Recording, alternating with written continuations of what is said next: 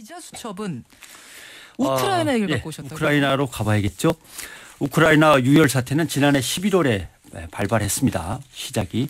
우크라이나 정부가 유럽연합하고 협력 협정을 체결하려다가 이걸 중단해 버렸다라고 선언을 해버렸습니다. 예. 그러니까 아니 유럽연합하고 친하게 지내서 우리도 서구 유럽 국가가 좀 돼봐야 되는데 중단하면 어쩌겠다는 거냐 하고 시민들이 항의 시위를 벌였죠. 그러니까 처음 발단은 지금 이 대규모 유혈 사태의 시작은 유럽연합과의 협력을 할 거냐 말 거냐 EU하고.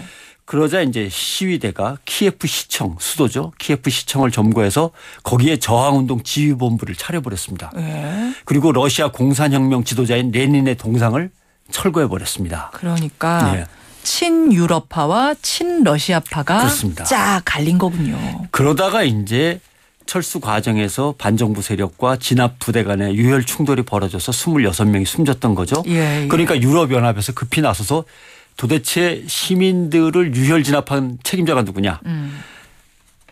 경찰 법무부 책임자, 내무부 책임자 전부 그 자산을 유럽연합 은행에 있는 자산들 다 동결하겠다. 이렇게 이제 세게 나왔죠. EU가 나서서. 그다음에 그 사람들은 여행도 못한다. 유럽으로. 예. 금지시켰습니다. 그러자 이제 친러시아파가 밀리면서 대표적인 친러시아파인 야누코비치 우크라이나 대통령이 도망쳤죠. 수도 키예프를 떠나서 동쪽에 있는 하리코프 지역으로 좀 피신해서 잠적 중인 걸로 알려져 있고 예. 우크라이나 의회는 친러시아계 권력자가 이렇게 잠적해버리자 예. 이때가 찬스다라고 하고 야권 지도자 티모센코 전 총리를 석방하고 티모센코는 다시 야권 지지자가 야권의 반대운동 지지자가 돼버렸습니다. 예. 지휘자가. 예. 그러면서 이제 조기 대통령 선거를 추진 중이고 이런 상황에서 또 그 야누코비치 전 대통령이 도망친 동남부 지역에서는 거긴 또 친러시아계가 많습니다. 그러니까 거기 지역 정치 세력과 지역 주민들이 힘을 합쳐갖고 이제 반정부 세력을 다시 몰아내야 된다고 이제 준비를 하고 있고. 여기저기서 친서방파와 친러시아파가 계속 싸우고 있는. 그리고 이제 유럽연합과 러시아는 서로 자기네가 어려운 경제 살림을 아니 우크라이나에게 돈을 빌려주겠다면서 손을 내밀고 있고. 그러면 러시아는 뭘 하고 있습니까? 러시아가 애로사항이 많아요. 우크라이나 크림반도에 러시아 함대 기지가 있습니다. 예. 흑해 함대 기지가 거기 있어요. 지금 오브뉴스에 잠깐 나왔죠. 예. 크림반도를 러시아가 먹어치우겠다고 지금 위협하고 있다고. 또 러시아가 유럽에 가스 수출을 많이 하는데 그 송유관의 80%가 우크라이나를 지나가게 돼 있습니다. 그렇군요. 예, 우크라이나가 유럽에 넘어가면 골치 아픕니다. 예. 그다음에 우크라이나가 저렇게 되면은 벨로루시 등 다른 조그마한 소수 국가들도 우리도 러시아의 영향에서 벗어나겠다고 또 들고 나올 수도 있고 또 유라시아 경제연합이라는 걸 지금 푸틴 대통령이 추진하고 있어요. 야, 우리끼리 뭉쳐서 경제연합을 만들자. 근데 여기에서 찐빵의 안고처럼 우크라이나가 핵심입니다. 예. 천연자원도 많고 시장도 크기 때문에. 거기가 유럽이랑 붙으면 큰일 날아가는 거죠. 예.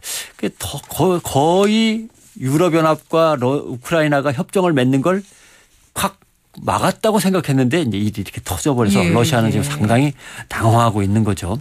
군대로 밀고 들어가서 점령하기엔 너무 벅차고 주변 여건이 그렇지 않습니다. 벌써 미국 백악관에서 러시아의 군사 개입은 중대한 실수가 될 거다라고 치고 나왔습니다. 그러니까 군대 개입도 어렵습니다. 자, 여기까지 지금 돌아가는 상황, 우크라이나 상황을 짧게 정리를 해 주셨는데 저는 그래서 지금 돌아가는 상황들 보면서 도대체 이 우크라이나란 나라의 역사는 어떻길래 친러파, 친서방파 갈리고 싸움하고 이렇게 됐을까 궁금하더라고요. 복잡합니다. 지난번 소치 올림픽과 관련해서 슬라브 민족을 설명해 드렸는데 슬라브 민족 중에 동쪽에 있는 동슬라브 쪽은 어느 나라냐면 지금으로 치면 우크라이나, 러시아, 벨로루시입니다. 예전에는 느슨한 슬라브 부족 국가로 뭉쳐 있었는데 이게 키예프루시라고 하죠. 이게 이제 지금의 소련, 러시아의 이제 모태가 된 나라입니다만 키예프루시라고 해서 큰 나라였습니다. 종교로는 동로마하고 가까웠기 때문에 동방 정교회를 받아들여서 루스 정교회라고 하는 독특한 정교회를 만들어서 기독교의 분파죠. 갖고 있었고. 문제는 이 키예프루시가 몽골에게 정복을 당하지 않았습니까? 몽골에게.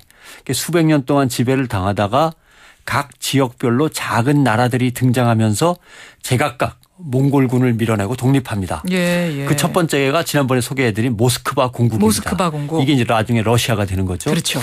동슬라브의 동쪽을 차지했습니다. 예. 왜 러시아 쪽으로 도망간 사람이 동쪽으로 도망간지 이해를 하시겠죠. 예.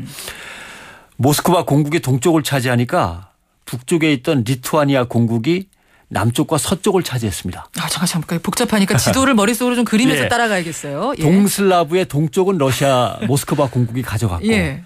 그다음에 리투아니아가 남쪽과 서쪽을 차지해 버렸습니다. 그런데 이 리투아니아는 그 우크라이나 사람들의 그 어떤 종교라든가 문화를 그대로 보장해 줬어요. 근데 문제는요. 리투아니아가 폴란드하고 합쳐집니다. 아하. 그러니까 폴란드는요.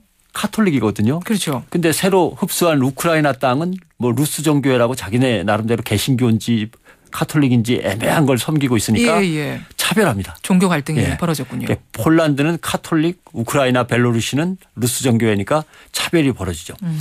세월이 지나면서 우크라이나는 친폴란드와 반폴란드로 나누게 됩니다. 예. 그러니까 반폴란드에서 드디어 독립 항쟁이 벌어집니다. 아. 그래서 폴란드를 몰아내기 위해서 러시아하고 손을 잡습니다. 그렇게 이렇게 되는 복잡한 거군요. 상황이 벌어지는 겁니다. 그러니까 우리도 일본의 압제에서 벗어나기 위해서 예를 들면 뭐 소련, 중국하고 손을 잡으면서 이제 나름대로 어떤 작전이나 지원을 받을 수도 있었던 거 아닙니까? 그렇게 된 거죠. 그래서 이때 러시아의 지원을 받아서 폴란드를 몰아내려고 했던 사람들을 우리가 코자크라고 부릅니다. 코자크. 예.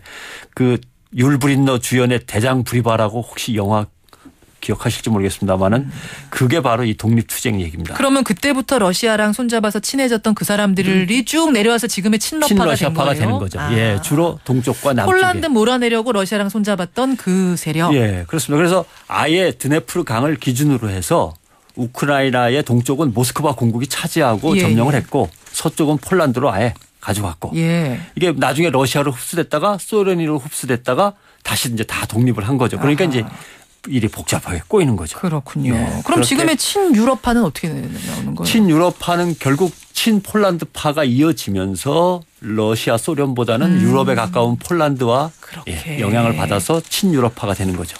아, 이제 좀 정리가 되네요. 도대체 왜 친러파와 친서방파로 나뉘어서 저렇게 싸우고 있는가? 사람이 수십 명이 죽고 있는가? 복잡했는데. 그러니까 반드시 이걸 떠올려야 됩니다. 우리나라의 영호남 동서 갈등하고 유사한 구조가 있지 않습니까? 그러네요. 우리는 다행히 종교 갈등은 없어요. 영호남 간에. 그렇죠. 또 각각 다른 나라에게 흡수됐던 적도 없습니다. 다 일제 압제에서 벗어나려고 함께 몸부림쳤죠. 그나마 이게 다행인 거죠. 그러네요. 그러니까 국가적인 환경이 어려워지면 지역 갈등, 부족 갈등, 종교 갈등이 증폭되면서 국가의 근간이 흔들려 버립니다. 그러니까 이런 일이 벌어지기 전에 동서화합, 지역 간의 화합 이런 것들이 꼭 이루어져야 되는 건데 이런 것들을 정치가 일부러 조장하면서 선거 때마다 증폭시키면 안 되는 거죠. 아, 명쾌합니다. 변상태 기자 수고하셨습니다. 고맙습니다.